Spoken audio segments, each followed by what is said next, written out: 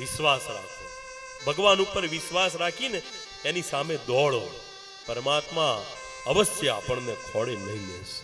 ઉત્તરાના ગર્ભની અંદર એ બ્રહ્માસ્ત્ર છોડ્યું છે અને આજે ઉત્તરા શ્રી કૃષ્ણ પાસે દોડીને જઈને વાત કરે છે, ભગવાન મારે હું જીવું ન જીવું એનો મને કોઈ અફસોસ નથી, પણ આજે પાંડવોનો વંશ જે મારા પેટમાં છે એ વંશ બળી રહ્યો છે.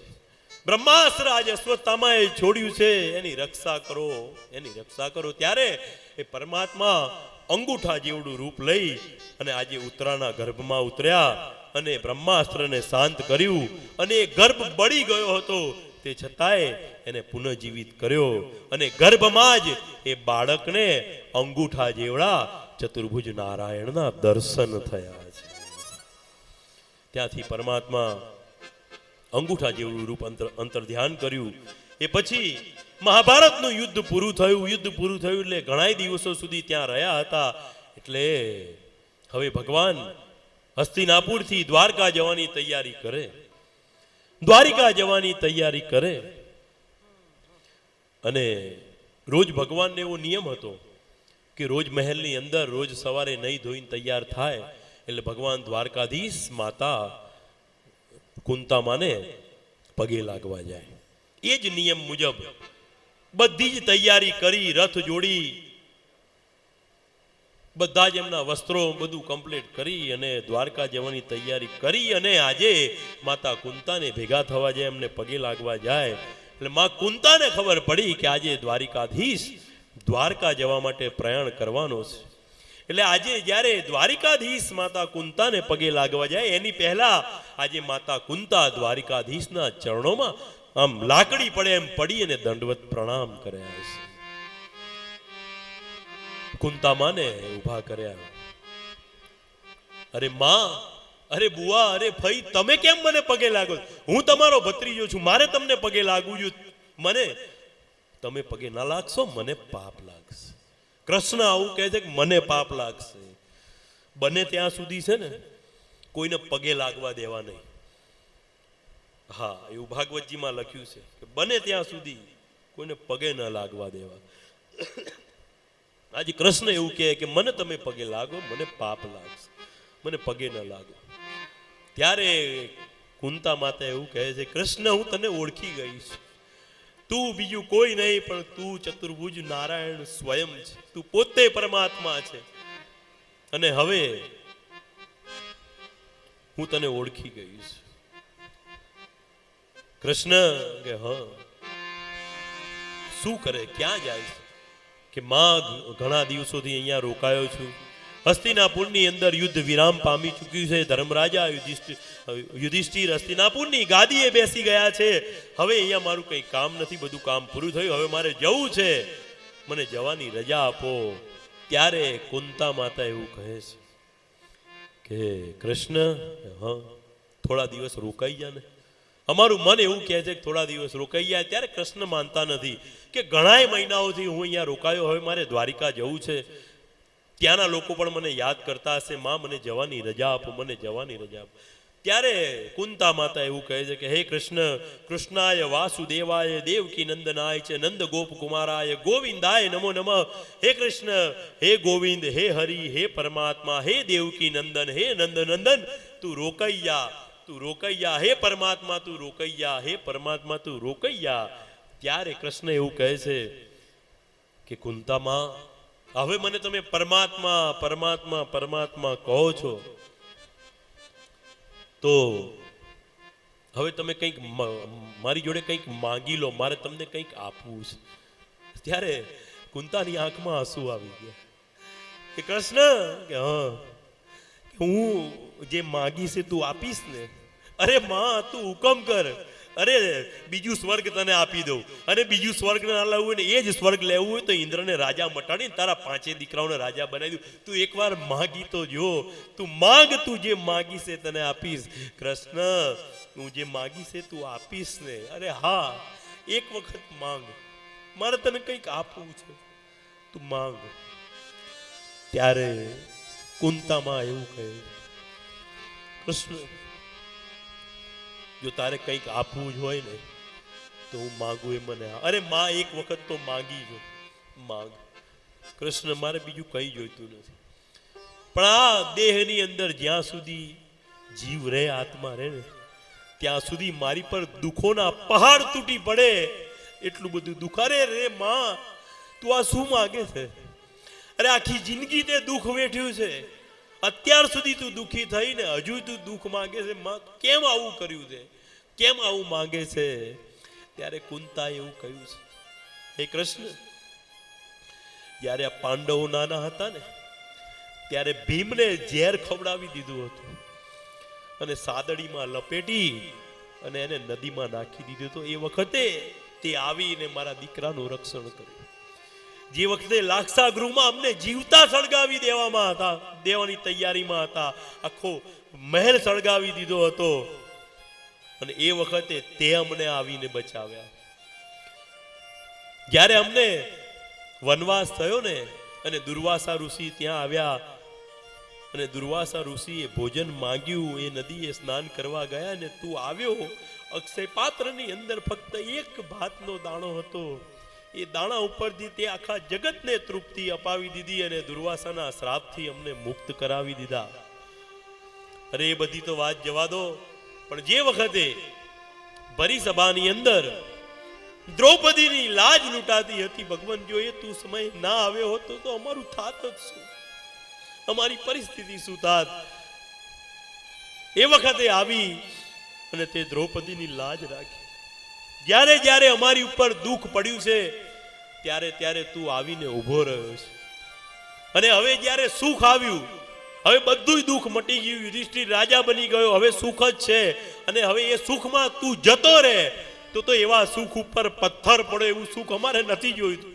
અમારે તો તારી જરૂર છે સુખની જરૂર નથી અમારે જ્યારે જ્યારે દુઃખ પડ્યું ત્યારે તું આવીને ઊભો રહ્યો છે તો હવે અમારે એવું સુખ શું કરવું કે સુખમાં જો તું અમારી જોડે ન હોય અને પછી એ વખતે કુંતામાની વિનંતી સાંભળી અને ભગવાન દ્વારિકાધીશ એ થોડા સમય માટે હસ્તિનાપુરમાં રોકાયા છે હસ્તિનાપુરની અંદર રોકાઈ ગયા અને પછી 2-4 દિવસ 5 દિવસ થયા અને ઉત્તરાયણનો સમય એ નજીક આવ્યો ઉત્તરાયણનો સમય નજીક આવ્યો આ બાજુ ભીષ્મ પિતામહ એ બાણસૈયા પર સૂતા છે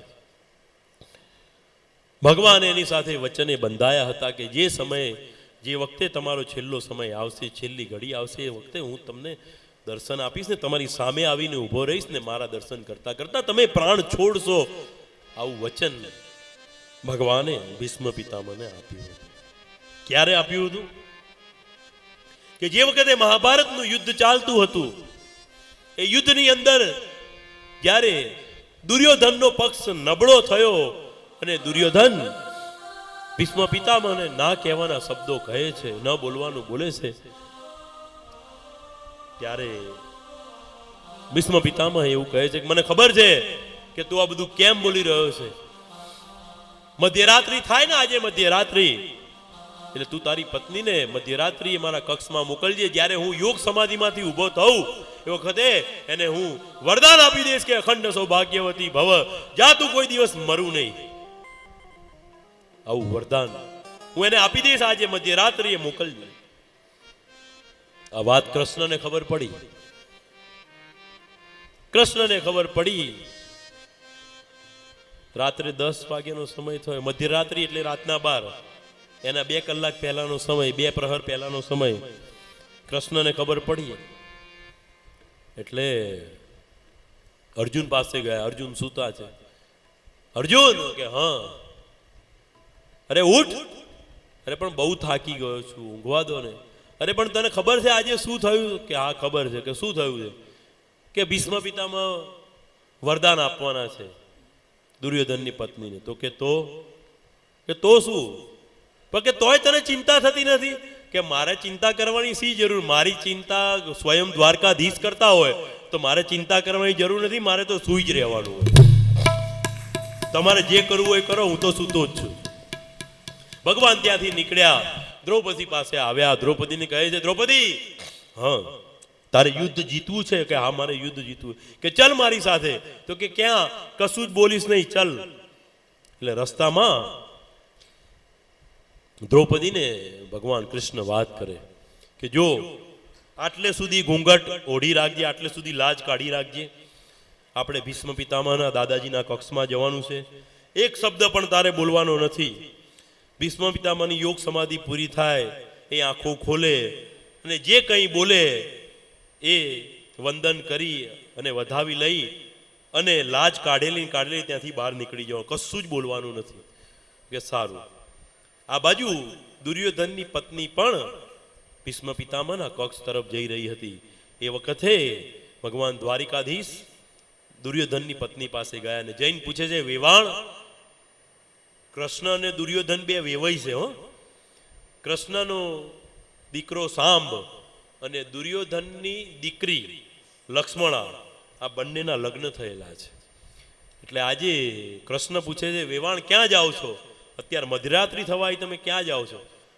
તો કે આ તો તમારા વેવાઈએ કહ્યું તું કે મધ્યરાત્રિ થાય એટલે ભીષ્મ પિતામહના કક્ષમાં જજે, ત્યાં જાઉં છું. અરે દાદાજી તો આપણા ઘરના છે, અત્યારે મધ્યરાત્રિએ ક્યાંય નીકળાય નહીં, જાઓ પાછા જતા રહો, કાલ સવારે આવીને દર્શન કરી જજો. એટલે કૃષ્ણએ તો વેવાણને પાછા મોકલી દીધા. અને આ બાજુ કૃષ્ણ અને દ્રૌપદી બંને જણા ભીષ્મ પિતામહના કક્ષમાં જાય અને આટલે સુધી લાજ કઢાઈ છે. અને દ્રૌપદીને કહ્યું, તું અંદર જા. કે કૃષ્ણ તમે પણ આવો? કે મારે નથી આવો. કે આવો ને તમે, કે બોલીશ ના, કશું અવાજ ના કરીશ, ચૂપચાપ જતી રહે, મારે અંદર આવવા જેવું નથી. એટલે દ્રૌપદી ત્યાં ગયા, યોગ સાધના ચાલી રહી છે, ત્યાં બેઠા નીચે. અને જ્યાં યોગ સમાધિ પૂરી થઈ અને ભીષ્મ પિતામહે આંખ ખોલી તો જુએ છે કે એક સ્ત્રી બેઠી છે. એટલે એને યાદ આવ્યું કે મેં આજે દુર્યોધનને કહ્યું હતું કે તું તારી પત્નીને મધ્યરાત્રિ મોકલી દેજે, હું એને વરદાન આપી દઈશ. એટલે એ જ આવી લાગે છે. એટલે જ્યાં આંખ ખુલી ત્યારે એના માથે બે હાથ મૂકીને કહે છે, અખંડ સૌભાગ્યવતી ભવ, અખંડ સૌભાગ્યવતી ભવ, અખંડ સૌભાગ્ય. જ્યાં અખંડ સૌભાગ્યવતી ભવ બોલ્યા એટલે દ્રૌપદીને એવી ખબર હતી કે ભીષ્મ પિતામહ આશીર્વચન આપે, કોઈ દિવસ ખોટા થાય નહીં, અસફળ થાય નહીં. એટલે દ્રૌપદી બહુ રાજી થઈ ગઈ. અને રાજી થઈ એટલે એને આમ કરીને આમ લાજ કાઢી નાખી કે દાદાજી હવે અમે યુદ્ધ જીતી ગયા, હવે અમે યુદ્ધ જીતી ગયા. એટલે ભીષ્મ પિતામહ કે તારી જે થાય તારી, તું ક્યાંથી આવી અને પેલી ક્યાં ગઈ? તો કે પેલી કોણ? કે દુર્યોધનની પત્ની. કે એ મને કઈ ખબર નથી એ ક્યાં ગઈ એ, મને તો હું અહીં આવી છું એમ. કે તું એકલી નથી આવી, તારી જોડે કોણ આવ્યું છે? એટલે કૃષ્ણએ ના પાડી હતી, કશું કહેતી નહીં કે હું જોડે આવ્યો છું એમ.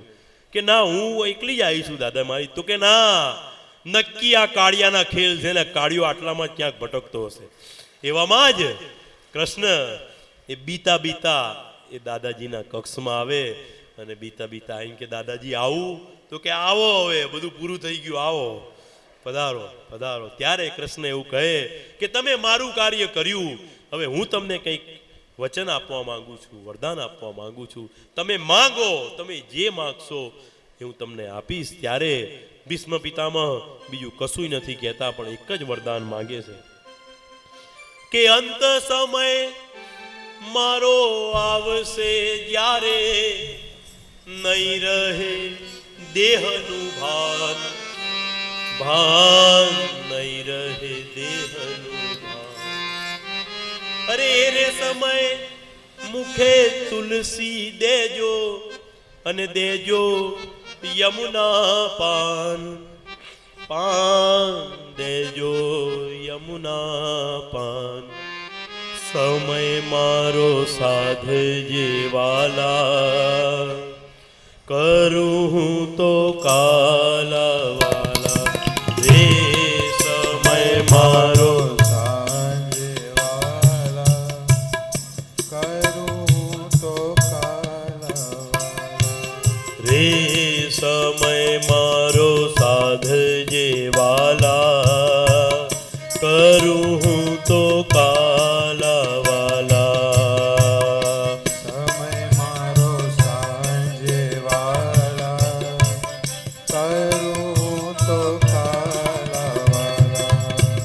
આખલડી મારી પાવન કરજો ને દેજો એક જ લાણ, શ્યામ સુંદર તારી ઝાંખી કરીને આ પુનિત છોડે પ્રાણ, સમય મારો સાધ જે વાલા, કરું હું તો કાલા વાલા. હે ભગવાન, જ્યારે પણ આ શરીરમાંથી પ્રાણ છોડવાનું થાય ને, ત્યારે તું મારી સામે આવીને ઊભો રહેજે ને, તારા દર્શન કરતા કરતા મારા પ્રાણ છોડું આવું વચન તું મને આપ. અને ભગવાને તથાસ્તુ કહ્યું ને સમય આવીને ઊભો રહ્યો. ત્યારે આજે પરમાત્મા પાંચેય પાંડવોને લઈ અને જે જગ્યાએ બાણસૈયા પર ભીષ્મ પિતામહ સૂતા છે ત્યાં આવ્યા છે. યુધિષ્ઠિરને રાજનીતિનો બોધ આપ્યો છે. અને પછી આજે ભીષ્મ પિતામહ એ મહાપ્રયાણ તરફ જવાની તૈયારી. અને આજે પરમાત્મા અને ભીષ્મ બંનેની એ ચાર નજરની બે નજર થઈ અને બંને એકબીજાને જોઈ રહ્યા છે. ત્યારે ભીષ્મ આજે પરમાત્માના દર્શન કરતો કરતો પરમાત્માનું નામ સ્મરણ કરે. અને એ સમયે કૃષ્ણ ભીષ્મ પિતામહને પૂછે છે કે ભીષ્મ,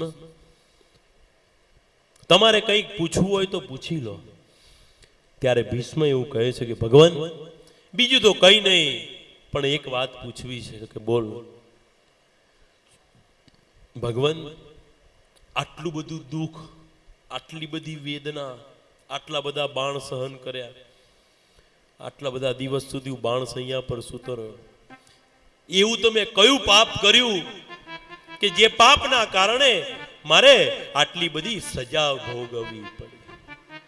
ત્યારે કૃષ્ણ એવું કહે છે કે જે વખતે પરિસભાની અંદર દ્રૌપદીની લાજ લૂંટાતી હતી એ વખતે ભીષ્મ તમે ત્યાં હાજર હતા. આંખોથી થતું પાપ તમે અટકાવ્યું નહીં. જે જગ્યાએ આપણે ઊભા હોય એ જગ્યાએ પાપ થતું હોય તો એક વખત એને અટકાવવાની જરૂર છે, એક વખત એને રોકવાની જરૂર છે, એક વખત એને ટોકવાની જરૂર છે કે ભાઈ તું આ ખોટું કરે છે, રોકાઈ જા. પછી એ કરે તો એનું કરમ, એનું નસીબ. પણ તમે એકેય વખત દુર્યોધનને રોક્યો નહીં અને પાપ જોઈ રહ્યા એ માટે તમારે આ દુઃખ, આ પીડા વેઠવી પડી છે. થતું પાપ એ આપણે અટકાવવું જ જોઈએ. એક વખત તો અટકાવવાની આપણી ફરજ છે, પછી એ કરે તો એ જાણે ને એનું કર્મ જાણે. થતું પાપ અટકાવવું જોઈએ. નહીં તો જે પાપ થઈ રહ્યું હોય એની એ સજા, એ પાપની સજા આપણે પણ ભોગવવી પડે છે. ભીષ્મ પિતામહ કહે, અરે કૃષ્ણ, પણ એ વખતે તો મારા શરીરની અંદર દુર્યોધનનું લૂણ દોડતું હતું, મારા લોહીમાં એનું લૂણ હતું. એ માટે કદાચ હું એને ન રોકી શક્યો, પણ એની આટલી બધી તો સજા ન હોય. અરે આ જન્મ તો જવા દે કૃષ્ણ, મને મારા છેલ્લા 66 જન્મ યાદ છે. મારા 66 જન્મની અંદર મેં કોઈ પાપ કર્યું નથી. કૃષ્ણ, આટલી બધી સજા ના હોય, આટલી બધી સજા ના હોય. ત્યારે કૃષ્ણ હસતા હસતા કહે છે, ભીષ્મ દાદાજી, હા, તમને કેટલા જન્મ યાદ છે? કે મને મારા 66 જન્મ યાદ છે. હવે વિચાર કરો, ભીષ્મ પિતામહને એમના 66 જન્મ યાદ છે. આપણે 66 દિવસ પહેલા ક્યાં હતા એ આપણને યાદ નહીં હોય. અરે 6 દિવસ પહેલા અત્યારે આ સમયે ક્યાં હતા આપણને યાદ નહીં હોય. કયું કાર્ય આપણે 6 દિવસ પહેલા આ સમયે કર્યું હશે એ આપણને યાદ નહીં હોય. ભીષ્મ પિતામહને તો પોતાના 66 આખા જન્મ યાદ છે કે કયા સમયે એમને શું કર્યું હતું. કૃષ્ણ, મને મારા 66 જન્મ યાદ છે, મેં 66 જન્મની અંદર કોઈ પાપ કર્યું નથી. ત્યારે કૃષ્ણ એવું કહે છે કે તમને તમારા 66 જન્મ યાદ છે તો તમે તમારો 67મો જન્મ યાદ કરો. 67મા જન્મની અંદર તમે એક રાજકુમાર હતા. ચબૂતરાઓ દાણા ચણતા હતા, એને પકડી ને તમે 100 મારી લી. એનું વ્યાજનું વ્યાજ, વ્યાજનું વ્યાજ, વ્યાજનું વ્યાજ તમે અત્યારે ભોગવી રહ્યા છો. એ ભીષ્મ, કર્મ કોઈને છોડતું નથી, નથી અને નથી. કર્મ કરેલું છે તો ભોગવવું પડશે, પડશે ને પડશે. કર્મ કોઈને છોડતું નથી. આપણે ગમે એટલી હોશિયારી મારીએ કે મેં આજે આને છેતરી નાખ્યો, તોય તો આજ નહીં તો કાલ ભોગવવું પડશે બેટમજી. આજ નહીં તો કાલ, કાલ નહીં તો અઠવાડિયે, અઠવાડિયે નહીં તો મહિને, મહિને નહીં તો વર્ષે, 10 વર્ષે. અરે આવતા ભાવમાં, એના આવતા ભાવમાં, પણ ભોગવ્યા વગર છૂટકો નથી, નથી અને નથી. ભોગવવું જ પડશે. કર્મ કોઈને છોડતું નથી. આજે ભીષ્મ પિતામહનું એ પ્રયાણ, એ મહાપ્રયાણ તરફ જઈ રહ્યું છે. ભીષ્મને સંતોષ થયો અને ભીષ્મ એ જે આત્મા એ પરમાત્મામાં મળી જવા જઈ રહ્યો છે. ભીષ્મએ એ પોતાના દેહનો ત્યાગ કર્યો અને એ પુણ્યાત્મા આજે પરમાત્મામાં સમાઈ ગયો છે અને પછી ત્યાંથી એ પરમાત્મા પાછા વળ્યા, હસ્તિનાપુરમાં ગયા અને હવે એ દ્વારકા જવાની રજા માગે. ભગવાને રથ જોડ્યા છે. અર્જુનને આજ યુધિષ્ઠિરે મોકલ્યો કે તું ભગવાન દ્વારિકાધીશને દ્વારકા સુધી મૂકતો આય. ભગવાને રથ જોડ્યા, અર્જુન સાથે છે, ભગવાનની સેના, અને આજે ભગવાન દ્વારકા જવા માટે પ્રયાણ કરે.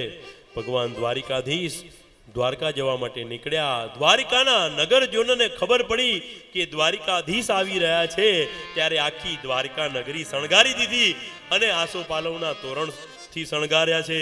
રસ્તાઓમાં અત્તર છંટાવ્યા છે, ગુલાબોના હાર એ આખા રોડ ઉપર બાંધી દીધેલા છે. આખી નગર શણગારી દીધું.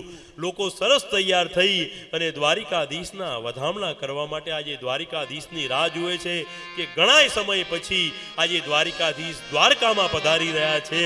તો આવો આપણે પણ આ દેહ છે ને, આ દેહ એક દ્વારિકા છે.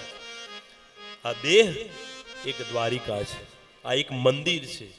ગીતામાં લખે છે દેહો દેવાલય પ્રોક્તાહ, દેહો દેવાલય પ્રોક્તાહ. આ દેહ છે એક દેવાલય છે અને હૃદય છે ને, હૃદય એ ગર્ભગૃહ છે. આપણે કોઈ મંદિરની અંદર ગર્ભગૃહની અંદર આપણે ભગવાનને બિરાજમાન કરીએ તો આપણા આ દેવાલયની અંદર જે હૃદય છે એ હૃદય એ આપણું ગર્ભગૃહ છે અને ગર્ભગૃહની અંદર દ્વારિકાધીશને આપણે બિરાજમાન કર્યા છે. આપણું માથું છે એ આ મંદિરનું શિખર છે.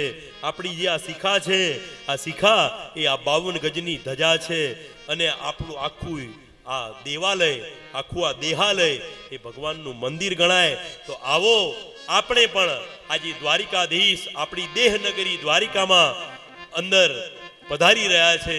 તો આપણે પણ જેમ દ્વારકાવાસીઓ દ્વારિકાધીશનું સ્વાગત કરે છે અને દરેક દ્વારકા ના નગરજનો બધાને એવો ઉમળકો છે કે ભગવાન એકવાર મારા ઘેર આવે, એકવાર મારા ઘેર આવે, પેલો કે મારા ઘેર આવે, પેલો કે મારા ઘેર આવે. બધાનો એટલો બધો ભાવ, એટલો બધો ભાવ. અને દ્વારિકાધીશ આજે દ્વારિકા નગરીમાં પ્રવેશ કરે અને બધા જ દ્વારિકા નગરજનો દ્વારિકાધીશને એક જ પ્રાર્થના કરે કે એકવાર એકવાર એકવાર મોહન મારે મન